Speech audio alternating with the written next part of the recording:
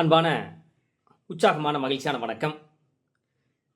இன்னைக்கு முக்கியமாக நம்ம எதை பற்றி பேச போகிறோம் அப்படின்னா, கோயம்புத்தூரை தலைமையிடமாக கொண்டு இயங்கிட்டு இருக்கிற மை வி3 ஆட்ஸ் பார்த்துருப்போம். யூடியூப்பில் அது இதில் ஏகப்பட்ட மீடியாவில் பார்த்துருப்போம். அப்படி ஏமாற்றிட்டாங்க, இப்படி ஏமாற்றிட்டாங்க, கொண்டு ஓடிட்டாங்க, பல ஆயிரம் கோடிகள் ஆக்சுவலி சுருட்டல், மக்கள் ஏமாற்றம், அப்படி இப்படினாலும் ரைட். இதெல்லாம் சொல்கிறீங்க ரைட். இதுக்கு எல்லாம் என்ன ஆதாரம் இருக்குது? பேசுகிறீங்கல்ல ரைட், தப்பு இல்லை, பேசலாம். ஆனால் பட் அந்த பேசுறதுக்கு ஒரு ரைட்ஸ் இருக்கணும், அல்லது ஆதாரம் இருக்கணும். அவர் சொன்னார், இவர் சொன்னார், அங்கே சொன்னாங்க, இங்கே சொன்னாங்க, எங்கே சொன்னாங்க, எதை சொன்னாங்க, இதுக்கெல்லாம் யார் ஆதாரம்? இதெல்லாம் யார் ரைட்ஸ் உங்களுக்கு கொடுத்தது? சார், அவர் அந்த நிறுவனம் சரியா தப்பான்னு யார் முடிவு பண்ணணும்? நீதித்துறை தான் முடிவு பண்ணணும். அது ஹைகோர்ட்டில் ஜட்ஜு தான் முடிவு பண்ணணும். இந்த நிறுவனம் சரி, இது தப்பு, இவர் ஏமாத்திக்கிறார், பொய் சொல்லிக்கிறார். அப்போ தனி மனிதனா சொல்றது அப்படிங்கிற தவறு. ரைட், ஃபர்ஸ்ட் ரைட், நல்லா தெரிஞ்சுக்கலாம். அப்புறம் அதுக்கப்புறம் மிக முக்கியமான விஷயம் என்ன அப்படின்னா, எதுக்குமே ஆதாரம் இல்லாமல் பேசுவது மிக மிக பெரிய தவறு. சரி ரைட், நான் எதுக்காக இதை பேச வந்திருக்கிறேன்? உங்ககிட்ட ஆதாரம் இருக்குதா அப்படின்னா 100% இருக்குது. ஏனென்றால் மை வி3 MD சக்தி ஆனந்தா அவர்களை சந்திச்சு நாம ஒரு பேட்டி எடுக்கிறோம். இந்த நிறுவனம் எப்படி என்ன அப்படிங்கிறது நல்லா கேட்டுங்க. அதுக்கு முன்னாடி ஒரு கேஸ் ஸ்டடி இருக்குது. தயவு செய்து நீங்க நம்ம சேனலை சப்ஸ்கிரைப் பண்ணிக்கங்க. இது என்னோட நலத்துக்காக மட்டும் அல்ல, இது இந்த சமுதாயத்தில் நடக்கக்கூடிய எல்லா விஷயங்களும் நம்ம சேனலை பதிவிடணும் அப்படிங்கிறக்காகத்தான் நம்ம இதை ஸ்டார்ட் பண்ணியிருக்கிறோம். கண்டிப்பா இது மை வி3யில் இருக்கிறவங்களுக்கு மட்டும் அல்ல, இந்த சமுதாயத்தில் இருக்கிற எல்லாத்துக்குமே ஆன பதிவு தான். இந்த பதிவுல எல்லா பதிவுலையுமே நம்ம கொடுக்க போறோம் அப்படிங்கிறதுல இருக்குது. அதில் இன்னைக்கு ஃபர்ஸ்ட் ஒன்று நம்ம மை வி3 பத்தி எடுத்துருக்கோம். சரி, மை வி3க்கு ஃபர்ஸ்ட் பார்த்தீங்கன்னா 29/1/2024 திங்கட்கிழமை அன்னைக்கு நம்மளுடைய தமிழ்நாடு குற்றப்பிரிவிலிருந்து ஒரு அழைப்புதல் வருது. என்ன வருது அப்படின்னா, நீங்கள் செஞ்சுட்டு இருக்கிற பிஸ்னஸ் தவறு அப்படிங்கிறது எங்களுக்கு கேஸ் வந்திருக்கு. நீங்கள் அது சம்மந்தமாக சில விஷயங்களை எங்களுக்கு சப்மிட் பண்ணுங்க. எப்போ சப்மிட் ஆகணும் அப்படின்னா 1/2/2024 வியாழக்கிழமை அன்னைக்கு நீங்கள் கோயம்புத்தூர் கமிஷனர் ஆஃபீஸ்க்கு வாங்கன்னு சொல்லியிருக்காரு. பட் இதுக்கு அவர் என்ன சொல்லியிருக்காரு அப்படின்னா, நான் வெளியே இருக்கிறேன், என்னால் வர முடியாது அப்படின்னு. இவர் எப்போ அங்கே அட்டன் ஆகிறாரு அப்படின்னா 5/2/2024 அன்னைக்கு அவர் அங்கே ஆஜராகிறாரு. நேரோடு பார்த்தீங்கன்னா ஒரு 3-5 மணி நேரம் அவங்களோட கேள்விகளை இவர் பதில் சொல்றாரு. ரைட், அவங்க ஓகே அப்படின்னு சொல்றாங்க. பட் இருந்தாலும் இன்னும் சில கிளாரிஃபை வேணும் அப்படின்னு சொல்லி ரைட் ஓகே எல்லாமே கொடுத்துறோம் அப்படின்னு சொல்லிட்டு அன்னைக்கு அவர் வந்தாச்சு. ரைட், அதுக்கப்புறம் அப்படியே போயிட்டு இருக்குது. மிக முக்கியமான விஷயம் என்ன அப்படின்னா, நம்மளுடைய 3ஆம் தேதி அன்னைக்கு, போன சனிக்கிழமை அன்னைக்கு 3/2/2024 அன்னைக்கு என்ன செய்யறாங்க அப்படின்னா, கமிஷனர் ஆஃபீஸில் இந்த யூடியூப் சேனல் மீடியால எல்லாம் ரொம்ப ரொம்ப தவறாக எங்களுடைய நிறுவனத்தை பற்றி பேசுறாங்க. இப்படி பேசக்கூடாது, இதுக்கு நீங்க தடை பண்ணுங்க, இப்படி சொல்லக்கூடாது அப்படிங்கறதுக்காக ஒரு மனு கொடுக்க போறாரு. அன்னைக்கு கமிஷனர் ஐயா பிஸியா இருந்தனால அவரை சந்திக்க முடியல. உடனே இவங்களை கண்டிப்பா நாங்க சந்திக்கணும் அப்படின்னு ஒரு தர்ணா போராட்டத்தில் ஈடுபடுறாங்க. பட் அது அங்க வேலை ஈடுபாடுகளை இது பண்ணுது அப்படிங்கறதுனால அவங்கள கைது பண்றாங்க. இதுதான் நடந்த விஷயம், இதுதான் உண்மை. பட் அவர் கம்பெனி நடத்துனது தப்பு, இப்ப எல்லாத்துக்கும் பணம் கொடுக்காம ஏமாத்திட்டாங்க, இவர் ப்ரோஜரி பண்றாருங்கிறக்காக அவர் கைது பண்ணல. எதுக்காக கைது பண்ணார் அப்படின்னா, மை வி3 பத்தி தவறா செய்திகளை வெளியிடக்கூடியவர்கள் மீது நீங்கள் நடவடிக்கை எடுக்கணும் கொடுக்க போனதாங்க விஷயம். ஆனால் இப்ப இந்த மீடியாக்கள் என்ன பண்ணனாங்க, யூடியூபர்ஸ் மற்ற யாரோ என்ன பண்ணாங்க அப்படின்னா, அது அவர் அப்படி பண்ணி போட இப்படி, அதுக்காக அவர் கைது பண்ணல. பட் அந்த கேஸ் முதல்ல எதுக்காக என்ன நடந்ததுங்க அப்படிங்கிறதுக்கான விஷயம் அதை நம்ம முதல்ல பதிவேற்றம் பண்ணியிருக்கலாம். பட் அங்க என்ன நடந்தது அப்படிங்க, அப்போ இப்போ நீங்க பார்த்தீங்கன்னா 15 days அவர் ரிமாண்ட் பண்ணியிருக்காங்க. பட் அதுக்கான சில விஷயங்களை அவர் கொடுக்கணும். பட் அது சரியா தவறா அப்படிங்கிற திருப்பி நாம சொல்றேன், இது நீதித்துறை தான் அந்த நிறுவனம் சரியா தப்பான்னு முடியும். அதை பட் நாமெல்லாம் சொல்ல முடியாது. அப்போ என்ன அப்படின்னா, இனி அடுத்தது என்ன நடக்குது? சரி, இதெல்லாம் ஒரு பக்கெட் இருக்கு. அப்போ நாம என்ன செய்யறோம் அப்படின்னா, நமக்கு ஒரு டைம் கொடுக்குறாரு. 6ஆம் தேதி எப்போ நீரோட் பார்த்தீங்கன்னா 5ஆம் தேதி தமிழ்நாடு மாநகர குற்றப்பிரிவில் ஆஜராகி அதையெல்லாம் சப்மிட் பண்ணிட்டு வர்றாரு. 6ஆம் தேதி நம்மளுக்கு ஒரு பேட்டி கொடுக்குறாரு. நம்ம என்ன விஷயத்துக்கு கேட்கணும், இந்த நிறுவனம் என்ன செய்யுது, எப்படி உங்களோட ப்ரொஃபஷனலாக உங்களோட ஆக்டிவிட்டிஸ் என்ன அப்படிங்கிறத பற்றி நாம பதிவேற்றம் பண்ணிக்கிறோம். தயவு செய்து பொறுமையா பாருங்க. பதிவேற்றம் நீரோட் பார்த்தீங்கன்னா ஒரு 30 minutes இருக்கு. அதைய தெளிவா பாருங்க. அப்பதான் ஒரு விஷயம் அங்க என்ன நடக்குது அப்படிங்கிறத பத்தி தெரியும். பட் இது சரியா தவறா அப்படிங்கறத முடிவு செய்ய வேண்டியது நம்மளுடைய நீதித்துறையானே தவிர தனி மனிதர்களுடைய ஒரு ஒப்பீனியன், கருத்துக்கள் கிடையாது. தயவு செய்து கருத்துக்களை பகிர்ந்துக்கல தப்பு இல்லை. ஆனால் இன்டென்சி இது ஒரு பல பேர்த்தோட வாழ்க்கை. ஒரு நீரோட் பார்த்தீங்கன்னா அந்த கம்பெனியில் 60 லட்சம் பேர் இணைஞ்சிருக்காங்க. அது அவர் 60 லட்சம் பேர்த்தோட வாழ்க்கை அங்க இருக்கிறது அப்படிங்கிறனால எல்லாரும் பேனிக் ஆவாங்க, பயப்படுவாங்க இல்லைங்களா, என்ன நடக்குமா ஏது நடக்கும் அப்படிங்கிற மாதிரி செய்திகளை வெளியிடுறது தப்பு. சரி தவறு அப்படிங்கிறத நீதித்துறை முடிவு பண்ணிட்டு தயவு செய்து நீங்க இந்த பேட்டியை பாருங்க, உங்களுடைய கருத்துக்களை நீங்க தெரிவிங்க. அதுக்கு அடுத்துதான் நம்ம என்ன அப்படிங்கிறத அடுத்த பதிவுகளில் நாம பார்க்கலாம். நன்றி. வணக்கம் சார், சொல்லுங்க. எப்படி இருக்கீங்க சார்? நல்லா இருக்கேன். ஆண்ட புண்ணியத்தில் உங்களால் யூடியூப் புண்ணியத்தில் இயற்கையாக விளைச்சல் பார்த்தேன். ரொம்ப சந்தோஷம் சார். ஆக்சுவலி இப்போ இவ்வளவு பெரிய ஒரு விஷயங்கள் நடந்துருக்கு, எப்படி இவ்வளவு கேஷுவலா இருக்கீங்க? ஃபர்ஸ்ட் அதை பத்தி ஒரு பேசிக்க. ஒரு விஷயம், எனக்கான ப்ரொமோ எடுக்கும்போது நான் சந்தோஷமா தான் இருக்கணும். எனக்கான ப்ரொமோவை என்னை விட அதிகமாக உங்களை மாதிரி யூடியூபர்ஸ், நீங்கள் சேட்டலைட் மீடியா எல்லா மெயின் ஸ்ட்ரீம் மீடியா பண்ணும்போது நான் சந்தோஷமா தான் இருக்கணும். டென்ஷனாக இருக்குது. I really happy. அப்போ ஆக்சுவலி வந்து பார்த்தீங்கன்னா இது உங்களுக்கு ஒரு நல்ல விஷயம் தான் சொல்றேன் சார். ஐபிஎல் மேட்ச்ல கொடுத்தா கூட இந்த ப்ரொமோ கிடைச்சிருக்காது சார். ஒரு டீம் எடுத்து மும்பை இந்தியன்ஸ் டீம் நான் எடுத்து ஸ்பான்சர் கூட இந்த ப்ரொமோ கொடுத்துக்க மாட்டீங்க. அவ்வளோ ரீச் ஆகிக்க முடியாது. அதோட பெரிய ரீச் கொடுத்தீங்கன்னா நான் ஹாப்பி ஆகணுமா, நீங்கள் டென்ஷன் ஆகணுமா? நான் ரியலி ஹாப்பி. ஏன்னா உங்களுக்கு நன்றி சொல்ற வழி இல்லை. ஏன்னா நீங்கள் அதான் பண்ணியிருக்கீங்களே, கோபுரம் இருந்தது. கண்டிப்பாக சார். ஆக்சுவலி இப்போ நம்ம நேரடியாக சப்ஜெக்ட் வரலாம் சார். ஆக்சுவலி என்ன உங்களுடைய பிஸி ஷெட்யூலில் ஆக்சுவலி உங்களுக்கு ஏகப்பட்ட ஒர்க் இருக்குது. பட் எனக்கு ஏன் வேலையை செஞ்சுட்டு தான் இருக்கேன். நீங்கள் கொடுத்த வேலை இப்பொழுது வேலை செய்யலாம். அவ்வளோதான். ஓ வெரி குட். ஆக்சுவலி நேற்று நடந்த சம்பவம் எல்லாருக்கும் தெரிஞ்சிருக்கும். பட் நீங்கள் போலீஸ் என்கொயரி இதெல்லாம் போயிருக்கீங்க. அதை பற்றி அங்கே என்ன கொஸ்டின்ஸ் கேட்டாங்க, அது என்ன இப்போ என்ன ஃபீட்பேக், அது என்ன சுச்சுவேஷன் அந்த சார்? ரொம்ப சிம்பிள் சார். என் கம்பெனி மோர் தேன் 2.5 இயர்ஸாக செயல்பட்டு ரைட். இது சார்ந்த விஷயங்கள் இன்னைக்கு நடக்கும்போது வெளியிலிருந்து பார்க்கறதுக்கு ஒரு பார்வை இருக்கு. இந்த யானை வந்து கூடலாம் சுட்டு பார்த்தா தெரியும். கயிறுமா இருக்குதும்பா, காலை பிடிச்சா தூணுமா இருக்குதும்பா, முதுகு தொட்டா செவுருமா இருக்குதும்பா, காலை பிடிச்சா முரமா இருக்குதும்பா. அது யானைங்கிறது யாருக்குமே தெரியாது. ஏன்னா முழுசா அவன் பார்க்கவே இல்லை. இப்படி ஒரு செவுருன்னு சொல்றான், ஒருத்த வாழுங்கிறான், ஒரு காலை சொல்ற விஷயம் புரியுது இல்லைங்களா? இந்த ஒரு பார்வை தான் இன்னைக்கு என் கம்பெனி மேல யானை மாதிரி கம்பெனி வளர்ந்துருக்குது. ஏதோ ஒரு தொட்டு பார்த்துட்டு இது யானை இல்லை, இது வந்து கயிறுங்கிறான், ஒருத்த வாழை பிடிச்சவன். இப்படிதான் இன்னைக்கு வந்து கமெண்ட்ஸ் போயிட்டு இருக்கு. ஸோ இப்போ இன்னைக்கு வந்து அது எது உண்மை, ஆக்சுவலா என்ன நீங்க பண்றீங்க, உங்கள் செயல்திட்டம் என்ன, எப்படி நீங்க ஆரம்பிச்சீங்க, எப்படி கொண்டு போயிட்டு இருக்கீங்க, எப்படி கொண்டு போக போறீங்கிற எல்லா கேள்விகளையும் இன்னைக்கு அதிகாரிகள் என்கிட்ட டீட்டெயிலாக கேட்டாங்க. ஏன்னா இதுக்கு என்ன கொடுத்த வழிய முடியும், கொடுக்காம என்ன கூட பேசிக்க முடியும். ஆமா சார், நான் பதில் சொல்லலைன்னா உங்க போனை கொடுக்கணும் முடிஞ்சு போச்சு. என் போன் எங்கிட்ட போய் தான் நீங்க நான் போன் கொடுத்துட்டுனா கதை மாறி போயிடும். அப்படிதானே? ஆமா கண்டிப்பா. அப்ப அவங்களோட பேசிட்டு இருக்கு இப்போ. ஸோ ஏன்னா அவங்க கேள்வி கேட்பது அவங்களுடைய உரிமை, அவங்களுடைய கடமை. கண்டிப்பா கேட்கணும். ஏன்னா இஷ்யூ வந்து பெருசாகும் போது சும்மா கொடுத்தாலே நம்ம ஆளு வந்து துணி விசாரிப்பாங்க. இஷ்யூ இவ்வளவு சென்சிட்டிவ் ஆகும்போது அவங்க கடந்து சும்மா போயிருப்பாங்க அதிகாரிங்க. என்கொயரி பண்றாங்கன்னா நம்ம சைடு தப்பு இருக்குதுன்னு தெரிஞ்சு விட்டுருவாங்களா? அதை எல்லாம் கண்டுபிடிக்கிறது எல்லாம் ட்ரை பண்ணுவாங்க. ஒரு கேள்வியே பலவிதமாகும். ஸோ பலவிதமான கேள்வியை எதோ இதுக்கு சம்மந்தம் இல்லாமல் கூட கேள்வி கேட்டு அது சம்மந்தப்படுத்த முயற்சி பண்ணாங்க. ஏன்னா அவங்க அப்படிதான் விசாரிப்பாங்க. அது அவங்களுடைய பார்வை. ஓகே, கொடுத்த கம்ப்ளைண்ட் பின்னால என்ன உண்மைக்கு தெரிஞ்சுக்கணும், தேவை அவங்களுக்கு இருக்குது, அதை மக்களுக்கு கொண்டு சேர்க்கணும். சரினா அதை வந்து அலோவ் பண்ணணும், தப்புனா அதை கண்டிக்கணும், தண்டிக்கணுங்கிறது அவங்களுடைய ஒரு ஒர்க். அதுக்குண்டான எல்லா முகாந்திரத்தில் இருக்கிற கேள்விகளையும் கேட்டாங்க. நமக்கு எல்லா கேள்விக்கும் பதில் இருக்கு. அதனால எல்லா கேள்விக்கும் பதில் சொல்லணும். ஸோ நீங்க சொல்லணும் உள்ள லாயர்ஸ்ல கூட வந்தாங்க. முழுக்க நான் தான் பேசுறேன். லாயர்ஸ்ல உள்ள யாரும் வரல. 3 அதிகாரி விசாரிச்சாங்க. நான் ஒருத்தர் தான் பதில் சொன்னேன். எனக்கு என்ன பிரச்சனை, என்கிட்ட கேள்விக்கு பதில் இருக்கு. எனக்கு ரெஃபரன்ஸ் தேவையில்லை, நான் கேட்டு சொல்றது அவசியம் இல்லை. எனக்கு அவன் கேட்ட எல்லா கேள்விகளுக்கும் எனக்கு பதில் இருக்கு. எல்லா கேள்வி பதில் இருக்கு. சில டேட்டாஸ் கேட்டிருக்காங்க, இப்போ கேட்காம சொல்லியிருக்காங்க. மற்றபடி எல்லா டீட்டெயில்ஸும் தெரியணும். சரி சார். ஆக்சுவலி ஒரு பட் நீங்கள் கொஞ்சம் வெளிக்கிழமை ஒரு ஃபியூ கொஸ்டின்ஸ் பண்ணுறேன். பட் எல்லாரும் என்ன சொல்றாங்க, ஆக்சுவலி வந்து பார்த்தீங்கன்னா இப்போ நம்ம பணம் கொடுக்குறாங்க, ஆக்சுவலி ப்ராடக்ட் கொடுக்குறாங்க, மாசமான இவ்வளோ இன்கம் கொடுக்குறாங்க, இப்படி ஹவ் இஸ் பாசிபிள் அப்படிங்கிறாங்க. இதுக்கு உங்களுடைய பதில் என்ன சார் வாடிக்கையாளர்? அதாவது இது எப்படி பார்க்குறாங்க அப்படின்னா, பொதுவாக சொல்றாங்க இந்த வேலை செஞ்சால் இவ்வளோ காசு கிடைக்குமா? நான் ஏற்கனவே கஷ்டப்பட்டு நான் சம்பாதிக்க முடியலையே. எஸ், நான் என்ன கேட்குறேன், ஒரு புரிதலோட இந்த கேள்விதான் கேட்க மாட்டேன். நான் ஏன் பதில் சொல்றேன், கஷ்டப்பட்ட சம்பாதிக்க யாருன்னு சொன்னது? கல்லூரிக்கு கல்லூரிச்சாங்க இருக்கான். இல்லை சார், கஷ்டப்பட்டதான் அது தவறான புரிதல். ஒரு காலத்துல எல்லாரும் கஷ்டப்படும் போது நம்மளும் கஷ்டப்படணும். யார் அதிகம் கொடுக்குறாங்களோ அதுல வருமானம், யார் அதிகமா மங்கி வெட்டுறாங்களோ வருமானம். டெக்னாலஜி மாறும்பொழுது அந்த ஃபீல்ட கரெக்டா பிடிச்சவங்க இன்னைக்கு கஷ்டப்பட்டா சம்பாதிக்கணும்.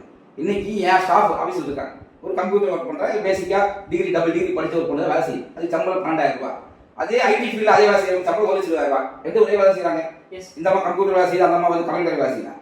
ரெண்டு ஒரே ஃபீல்டு வேலை செய்யறாங்க. எப்படி 1,00,000 சம்பளம் கேட்க முடியுமா? ஏப்பா அந்த சம்பளம் 12,000 ரூபாய், எப்படி 1,00,000 கேட்பீங்களா? அந்த கம்பெனி அவங்க கொடுக்க நினைக்குது. இவங்க அவங்களுக்கு தேவைப்படுறாங்க, அவங்க இவங்களுக்கு தேவைப்படுறாங்க. இடையில கேள்வி யாரு வயசு? ஸோ இதுதான் விஷயம். இன்னைக்கு என்னன்னா, ஒரு வியாபாரம் யார் நடக்குது? மக்கள் நம்பி தானே. கண்டிப்பா நீங்க எந்த பொருள் தயாரிச்சாலும் யாருக்கு சேர்க்க போறீங்க? மக்களுக்கு தானே. அப்போ அந்த வியாபார லாபம் யாருக்கு போகுது? யாருக்கோ போகுது. நான் இந்த லாபம் மக்களுக்கே கொடுத்தா அந்த மக்கள் எனக்கு ஆளுக்கு கொடுப்பாங்களா மாட்டாங்களா? Sir if you don't check அப்ப இது எம்எல்எம் இருக்குது. அப்ப மக்கள் வரும்போது எம்எல்எம்மா சார்? ரெண்டு விஷயம் சார். எம்எல்எம் சரியா தப்பா கேள்வி போயிட்டு இருக்கு, அது தனியாக விவாதம் வச்சுக்கோ. ஏன் மணி எம்எல்எம்மா இல்லையா விவாதம் போயிட்டு இருக்கு, நான் அதுக்கு பதில் சொல்றேன். ஆக்சுவலா என்னன்னா, இப்போ வந்து கண்டிப்பா இந்த இண்டஸ்ட்ரி பத்தி உங்களுக்கு தெரிஞ்சிருக்கும், எம்எல்எம் என்ன பண்றாங்க தெரிஞ்சிருக்கும். கண்டிப்பா. ஸோ எம்எல்எம் அப்படிங்கிற சிஸ்டம் எம்எல்எம் மட்டும்தான். That is multi level marketing. இது ஆரம்பிக்கும் போது ஒரு புனிதமா தான் ஆரம்பிச்சாங்க மல்டி லெவல் மார்க்கெட்டிங்.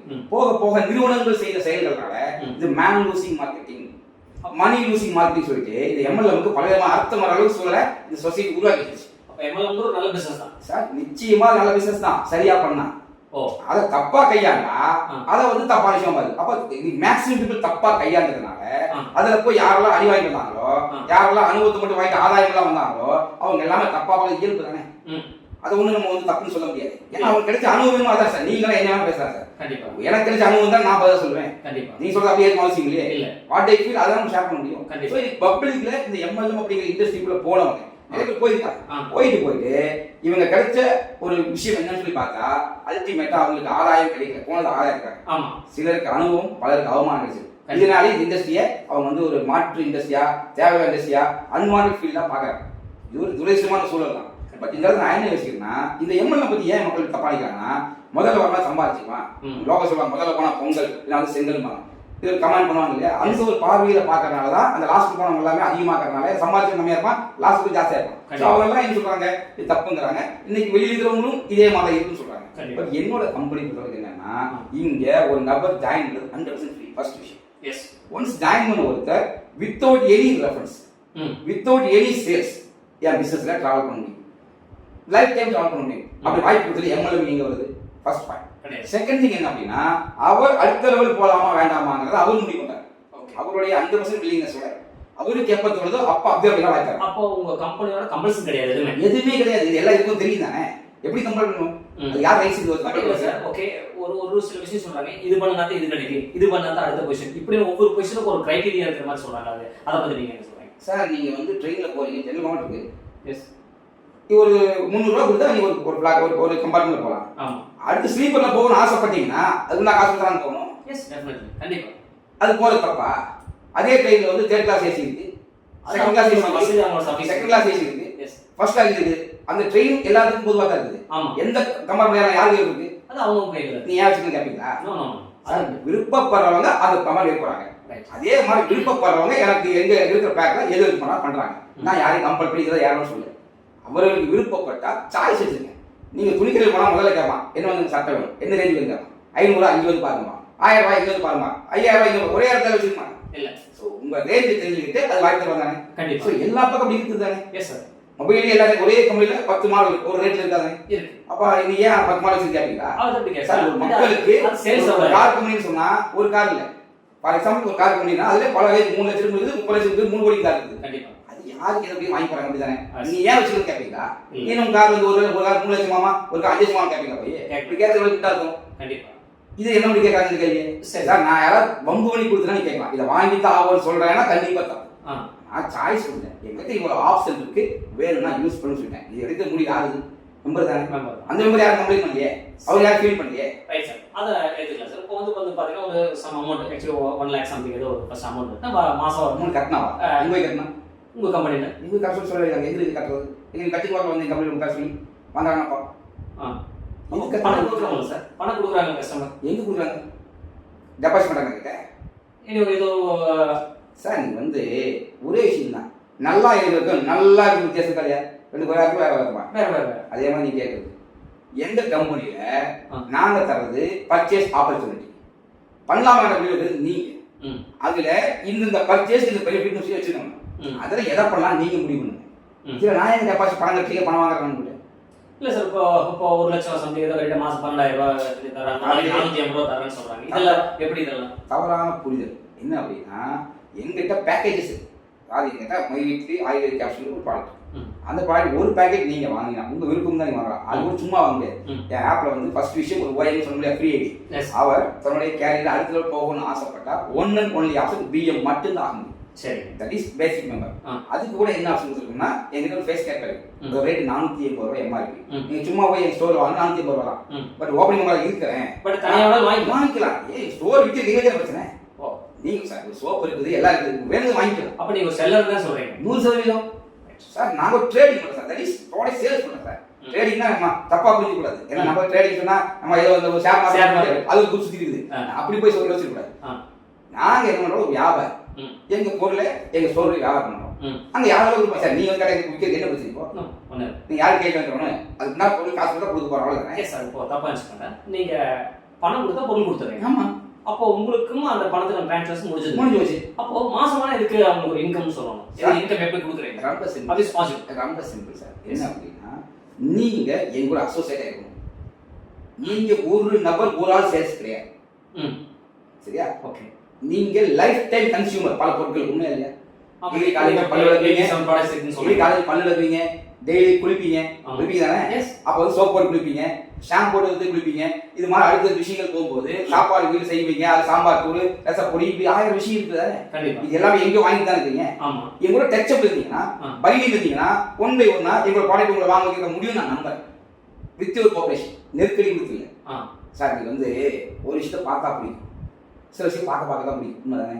ஸோ என் ப்ராடக்ட் நீங்க பார்க்க என்னோட குவாலிட்டி கேட்க ஒரு லெவல் உங்களுக்கு ஏதோ வாங்க சாம்பார் தூள் வச்சாலும் உடனே டக்குன்னு வந்து மை வித்ரி வல்லாறு சாம்பார் தூள் கண்ணு நிற்கும். இன்னைக்கு விளம்பரம் பண்ணுறது நோக்கம் என்ன? பார்த்து துணி கடை கிளம்பி போயிருமா? என்ன கடை கிளம்பி போகிறது கிடையாது. குடும்பத்தில் மட்டும் வேலையே இருக்கும், சப்கான்சியஸ் பதிவாயிட்டே இருக்கும். ஒன்ஸ் நீ துணி வாங்க யோசிக்கும் நிற்கும் இந்த கடையில் வாங்கலாம். ஏன்னா அது மட்டும் பேசிட்டு விளம்பரம் பண்றாங்க இல்லையா? ஸோ என் சேனல்ல நான் சும்மா காசு கொடுக்கல, என் சேனலை ப்ராப்பரா வாட்ச் பண்ண சொல்றேன். டெய்லி என்னோட வீடியோ கேட்க சொல்றேன். இதை வாட்ச் பண்ணி அந்த விளம்பரத்தை பார்த்துட்டு ஒரு கேப்சாவை டைப் பண்ணி சப்மிட் பண்ணா ஐ கிவ் 1 ரூபி 2 ரூபி மாதிரி கொடுக்குறேன். Okay sir. அது எப்படி அதனால உங்களுக்கு என்ன லாபம், வரக்கூடிய கஸ்டமருக்கு என்ன லாபம்? இதனால கம்பெனிக்கு ஒரு பெனிஃபிட் இருக்கும் சார். இல்லாம கொடுக்க முடியாது சார். எஸ். அப்போ ட்ரஸ்டல் நடத்தல. Yes sir. I am pure businessman. Yes I know. But என்ன அப்படினா அட்வர்டைஸ்மென்ட் எல்லாம் வந்து பாத்தீங்கன்னா ஆக்சுவலி ஒரு பிராண்டட் கம்பெனியா இருந்தா ஒரு வால்யூம் மாதிரி. What is brand? பிராண்ட் அப்படினா எல்லாத்துக்கும் வேர்ல்ட் லெவல்ல இருக்கு. இப்போ நான் பிராண்ட் தானே. உலகத்துல என்னோட பெரிய பிராண்ட் யாருக்கு இன்னைக்கு? நோ. அப்புறம் என்ன? நீ சொல்ற பிராண்ட் சொல்றீங்க. Yes sir. என்ன பிராண்ட்? பிராண்ட் என்ன? எல்லாம் தெரிஞ்ச பிராண்ட் எல்லாம் தெரிஞ்சிருக்கும். இப்போ நான் உலகத்துல பெரிய பிராண்ட் நான் தான் இப்போ. இல்ல கேட்டா நீ மறுபடியும் போனால. Yes sir. அந்த பிராண்ட் கொடுத்தது நீங்க தானே சார். Simple sir. ஒரு லேபிள், ஒரு அதாவது ஒரு பனியன், ஒரு திருப்பூர் தயாரிக்கிறாங்க. எஸ். பேக் பண்றதுக்கு 400 ரூபாய். ஆமா. லேபிள் தான் 4000 ரூபாய். என்னாச்சு இப்போ? அந்த லேபிளுக்கு தான் வேலை. அந்த லேபிள் 4000 ரூபாயா? நான் பிரிண்ட் அடிக்கிறதுக்கு. அது 4000 ரூபாய் பிராண்ட். அதுவும் செலவழிப்பாங்க இல்லையா? எத்தனை நிகழ்ச்சி ஸ்பான்சர் பண்ணிருப்பாங்க, உருவாக்கிருப்பாங்க இல்லையா? கண்டிப்பா. இப்போ ஏன் மெம்பர் வச்சு பிராண்ட் உருவாக்குறேன், அந்த பெனிஃபிட் மெம்பர் கொடுக்குறேன். இதுல உங்களுக்கு என்ன ப்ராப்ளம் சார்? நீ சுத்தி வச்சு அவங்களுக்கு தான் போறீங்க. நீங்க என்ன பிராண்ட் உருவாக்கினாலும் எவ்வளவு அவங்களுக்கே பேக் பண்ணி கொடுத்தாலும் கடைசியில் வாங்க கன்சியூமர் தானே. அவங்களுக்கு ஏதாவது பெனிஃபிட் இருக்கா? அது போல யூஸ் பண்ண தவிர இல்ல. பட் அந்த பிராண்ட் உருவாக்கான செலவை என் மெம்பருக்கே கொடுத்து பண்ணா என் பிராண்ட் சக்சஸ்ஃபுல்லா இருக்குமா இல்லையா?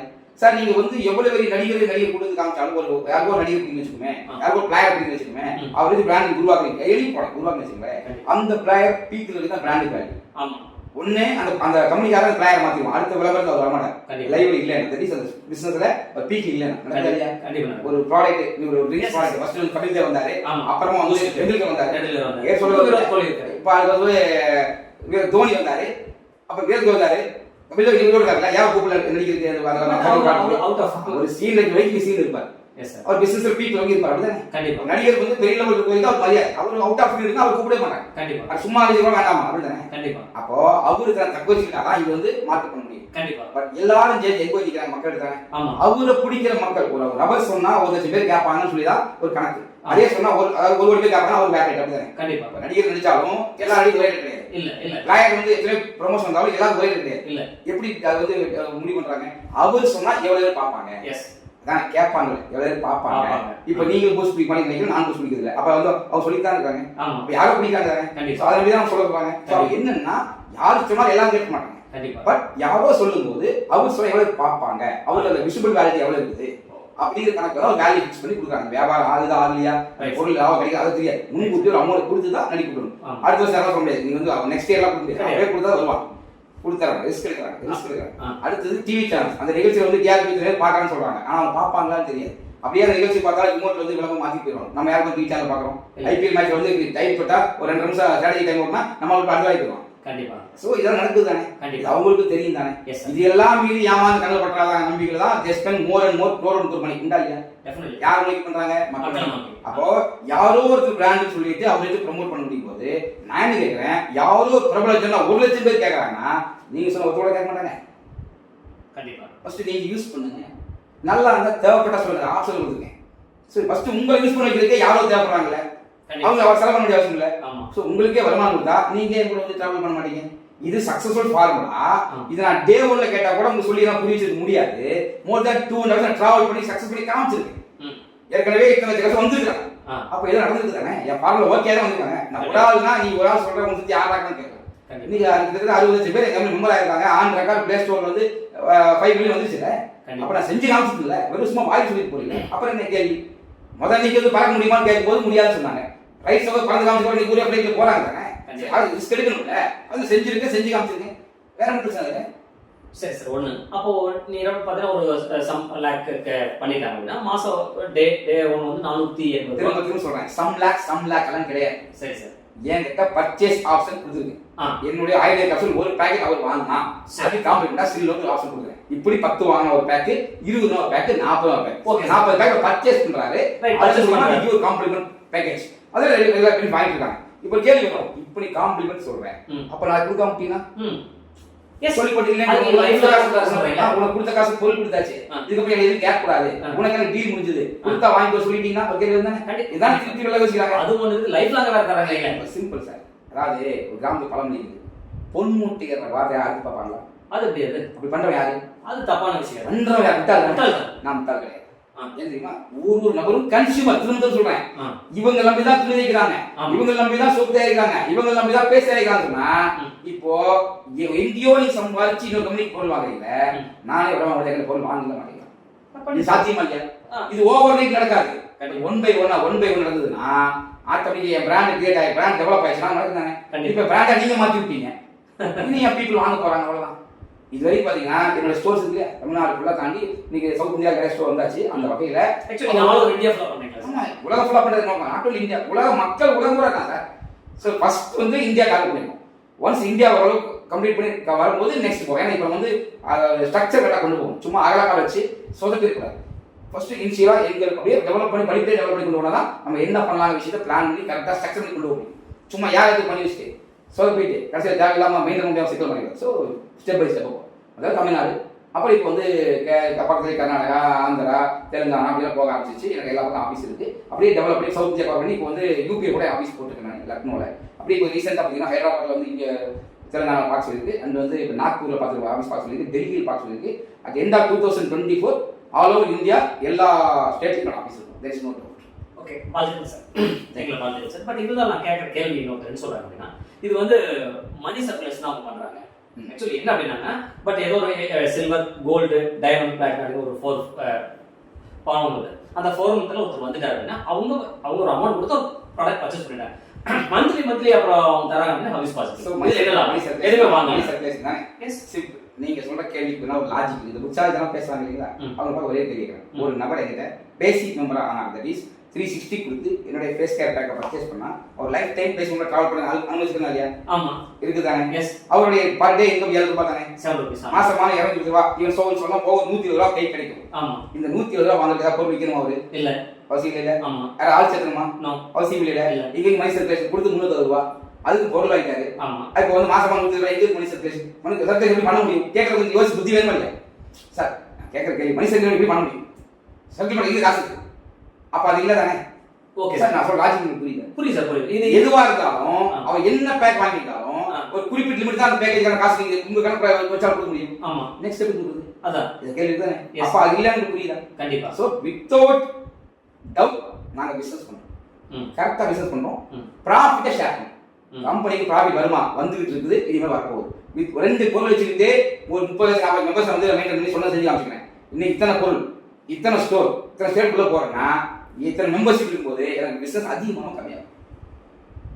எஸ் சார், இப்போ லாபம் உங்களுக்கு கண்டிப்பா இப்போ நீங்க பார்த்தீங்கன்னா ஒரு பட் நம்மளோட கணக்கு பார்த்து சம் க்ரோஸ் பிசினஸ் இப்போ பண்ணிட்டு இருக்கீங்க, நல்ல பாயிண்ட். கண்டிப்பா வாழ்க்கை சார். பட் நான் கேட்கறது என்ன அப்படின்னா, ஒருத்தர் வந்து ஒரு கோல்டு மெம்பர் ஆகுது, அல்லது வந்து நம்ம உங்களுக்கு இருக்கக்கூடிய அதிகமான பேக்கேஜ் அப்கிரேட் பண்றாரு, ஒரு சம் ஒரு ப்ராடக்ட் பர்ச்சேஸ் பண்ணிடுறாரு, அவரு ஒரு ட்ரிப் பர்ச்சேஸ் பண்ணிட்டாரு, ஒரு 1 லட்சம் ஒரு பர்ச்சேஸ் பண்ணிட்டாரு, அதுக்கான ப்ராடக்ட் நீங்க கொடுத்துறீங்க. டெஃபினெட்லி அவருக்கு உங்களுக்கு இருக்கக்கூடிய டேர்ம்ஸ் அண்ட் கண்டிஷன் முடிஞ்சது இல்ல முடியும்.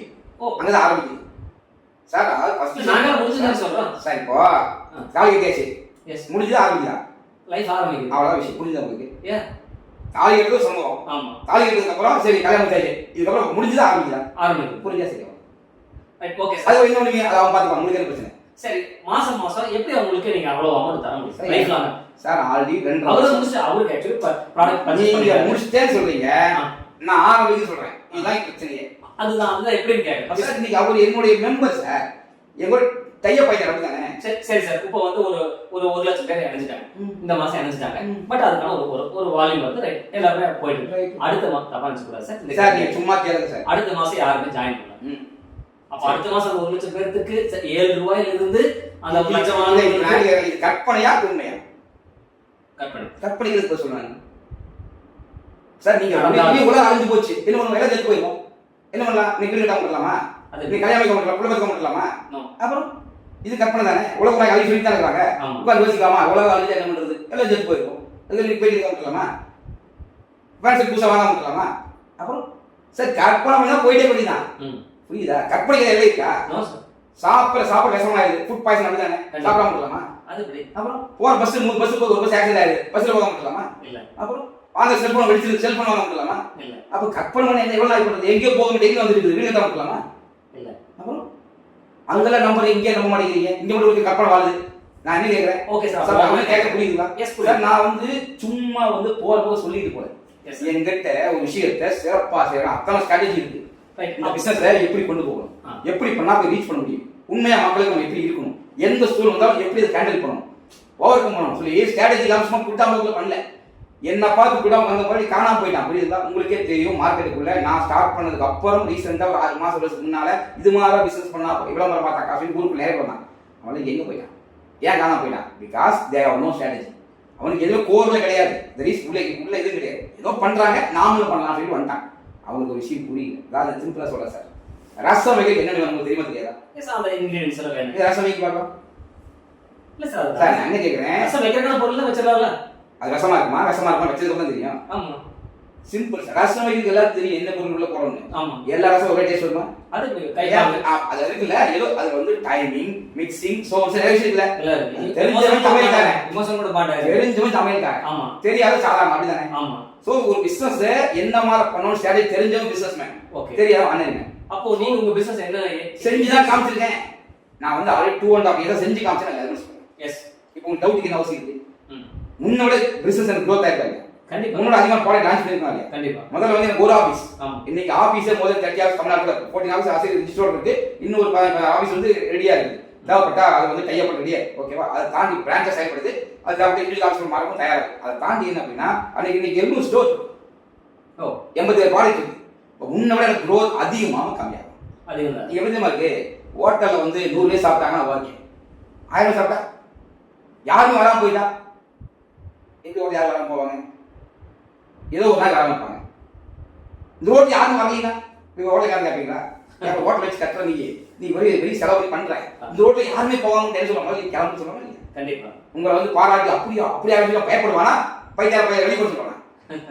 என்ன எதா இருக்கும்? சோ எல்லா பிசினஸுக்கு பின்னாடி சார் திரும்ப விளம்பரம் காமிக்கிறாங்க எல்லா சேனல்லையும். எல்லாரும் பாக்குறாங்களா? இல்ல. ஏன் விளம்பரம் பாக்குறாங்க? பட் யாரோ சம் பீப்புள் எப்படியாவது ஏமாந்து பாத்துவாங்க விளம்பரத்துக்கு அவ்வளவு காசு செலவு பண்ணும்போது, அதான் மீடியா பிசினஸ் சேல்ஸ் நடக்குன்னு நினைக்கும் போது கன்ஃபார்மா விளம்பரத்தை பார்க்காம கொடுக்குறாங்க. என்ன சார் பிரச்சனை? சரி, விளம்பரங்கிறது விற்கிறதுக்கு அல்ல, பார்க்க வைக்கிறது. அதுக்கு தான் நடிகர் கூட்டுறாங்க.